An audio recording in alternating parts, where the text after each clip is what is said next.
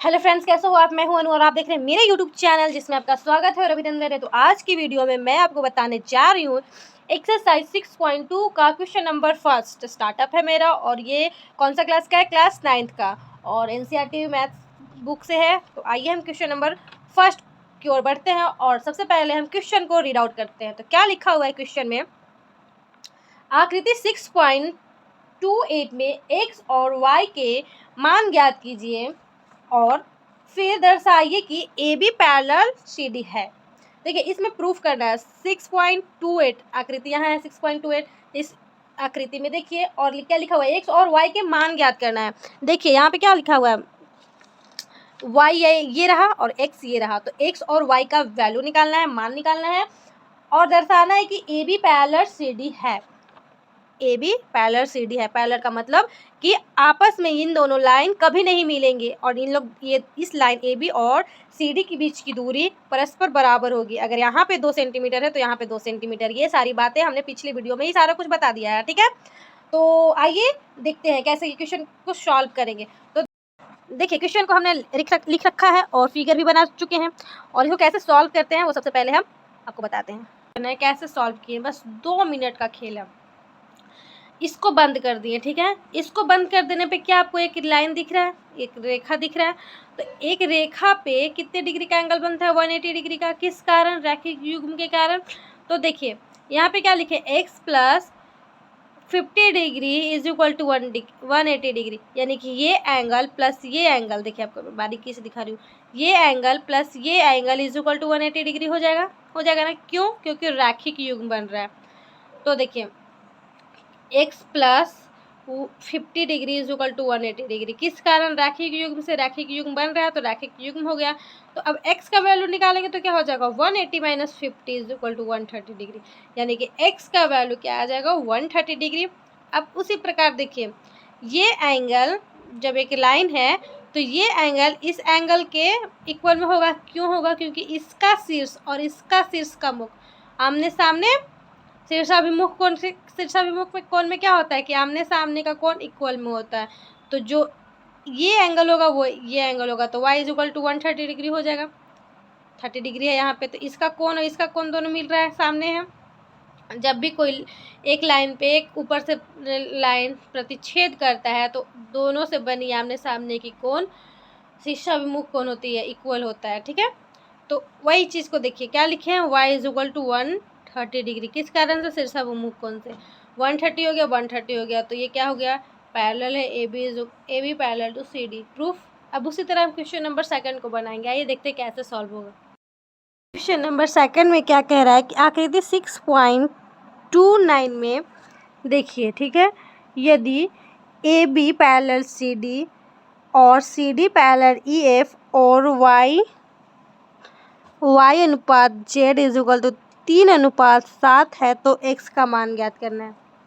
देखिए फिगर में क्या, A B parallel C D, ठीक है, इसके ये पैरेलल है और इसके ये पैरेलल है, ठीक है। और एक रेखा जो है प्रतिच्छेद कर रही है इन तीनों लाइन को, और यहाँ पे एंगल x दिया गया है और y दिया गया है और z दिया गया है, ठीक है। एक y और z का अनुपातिक मान दिया गया है और x का वैल्यू निकालना है, ठीक है। आइए कैसे निकालते हैं इसको। देखिए, हम सबसे पहले क्वेश्चन को लिख रखे हैं एक पेज पे। इस प्रकार क्वेश्चन है, बहुत ही आसान क्वेश्चन है। पहले जो गिवन किया हुआ है वो लिख लेते हैं, ठीक है। तो क्या क्या गिवन किया हुआ है कि ये पैरेलल ए बी जो है सी डी के पैरेलल है और सी डी जो है ई एफ के पैरेलल है। तो हमने क्या लिखा? A B parallel to C D, समीकरण 1, और C D parallel to E F, समीकरण 2 मान लिया है। क्लियर है? यहाँ तक कोई दिक्कत? जो दिया गया था वही बस हम लिखे हैं। अब समीकरण 1 और 2 से क्या मिलता है? देखिए, इसमें भी सी डी है, इसमें भी सी डी है, तो सी डी कैंसिल हो जाएगा, तो क्या बचेगा? A B parallel to E F, समीकरण A B parallel to E F हो गया। इसको समीकरण हम 3rd मान लेते हैं। क्लियर है? अब उसी तरह A B parallel to E F, A B कहाँ है? देखिए, A B parallel to E F, यानी कि इसके पैरेलल भी ये है, तो क्या हो जाएगा? x is equal to Z हो जाएगा, x is equal to Z हो जाएगा। किस कारण? एकांतर कोण से। देखिए यहाँ पे देखिए, जब ये और ये पैरेलल हो गया तो यहाँ पे एक जेड बन रहा है, जेड। तो जेड जब बनता है तो एकांतर कोण बनता है, इस एंगल के इक्वल में ये एंगल होगा। जब जेड बनता है ना, देखिए यहाँ पे जेड बन रहा है, दोनों पैरेलल है और जेड बन रहा है, तो जेड बनने के दरमियान में जो एंगल अंदर होता है उस एंगल के इक्वल में ये वाला एंगल इक्वल हो जाता है। क्लियर है? तो x is equal to Z हो जाएगा। तो इसको हम समीकरण 4 मान लेते हैं। क्लियर है? किस कारण से, वो भी हमने लिख रखा है कि किस कारण से x is equal to Z हो जाएगा। अब देखिए क्या, अब मान लेते हैं अनुपातिक जब मान बनाते हैं तो 3:7 है, ठीक है। तो 3x मानेंगे और 7 को 7x, या x दिया गया है तो k मान लेते हैं, ठीक है। अनुपातिक मान को हम लोग सपोज कर लेते हैं, मान लेते हैं। तो क्या हम लिखे, माना कि y is equal to 3x, क्योंकि दिया गया था क्या, y प्लस z। क्या दिया गया था क्वेश्चन में, देखिए यहाँ पे पढ़िए ना, y अनुपात z इज इक्वल टू 3:7। तो y को हम क्या मान लेंगे, y का वैल्यू क्या है 3 और z का वैल्यू क्या है 7। तो इसमें क्या k मान लेंगे 3k, यानी y is equal to 3k और z is equal to 7k। अनुपातिक मान ऐसे ही निकाला जाता है, ठीक है। तो हमने क्या माना, y is equal to 3k और z is equal to 7k। यहाँ तक कोई दिक्कत है तो बताइए। पहले हम जो दिया गया था उसको समीकरण 1 और 2 माने, फिर समीकरण 1 और 2 से हम समीकरण 3 निकाल लिए, और एकांतर कोण से x is equal to Z हम समीकरण 4 मान लिए। यहाँ तक कोई दिक्कत नहीं है।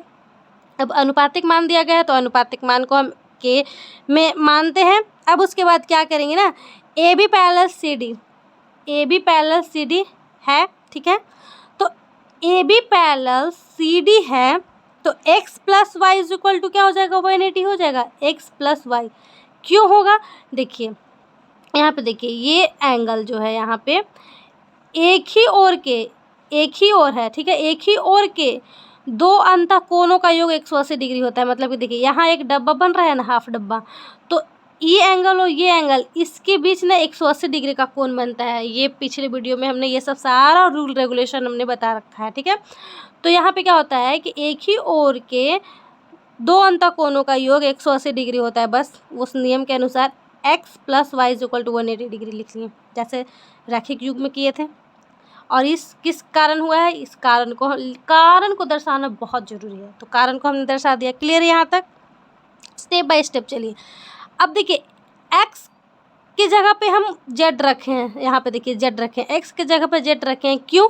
क्योंकि x is equal to Z समीकरण 4 में आया था। किस कारण, एकांतर कोण से। तो x के जगह पे हमने z रखा, x is equal to Z है, z is equal to x है। x के जगह पे z रखें चाहे z की जगह पे x रखें, दोनों बात बराबर है, क्योंकि यहाँ पे एकांतर कोण से हमने पहले ही समीकरण 4 में लिख रखा है, ठीक है।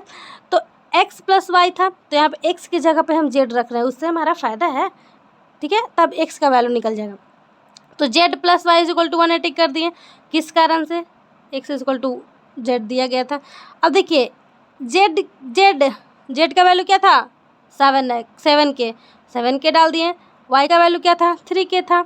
तो 7k plus 3k is equal to 180 degree. अब देखिए उसमें कितने दो वेरिएबल आ रहे थे, इसमें अब एक वेरिएबल आ गया, इसलिए k अनुपात में माना जाता है। तो कितना हो जाएगा, 10k और इज इक्वल टू 180। तो k का वैल्यू क्या हो जाएगा, 18 डिग्री आ जाएगा। क्लियर है? अब देखिए k का वैल्यू 18 डिग्री आ गया, तो अब अनुपातिक मान से हटाएंगे इसको। तो x is equal to Z था, ना। तो x is equal to Z का वैल्यू क्या था, 7x था जेड का वैल्यू।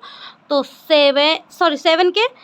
तो अब x का वैल्यू निकालते, x is equal to Z था, z का वैल्यू 7k था। अब k का वैल्यू आ गया तो 7 इंटू k कर दिए, तो कितना हो जाएगा, 126 डिग्री। तो x का वैल्यू निकल गया। क्लियर है? तो अगर मेरी वीडियो आपको अच्छी लगती हो तो please like, subscribe and share जरूर करें, और बेल आइकन को प्रेस जरूर करें, ताकि नेक्स्ट आने वाली मेरी वीडियो आप तक आसानी से पहुँच जाए। Thank you for watching video to all viewers. और देखिए क्वेश्चन और आंसर को पहले समझना चाहिए। और देखिए स्क्रीनशॉट कर लीजिए, और स्क्रीनशॉट करके पहले आप कॉपी में नोट कर लीजिए, उसके बाद फिर से समझिए क्या हमने कैसे इसको सॉल्व किया है, ठीक है। पहली बार तो समझ में नहीं आएगा, लेकिन 2 बार 3 बार में बिल्कुल समझ में आ जाएगा। Thank you.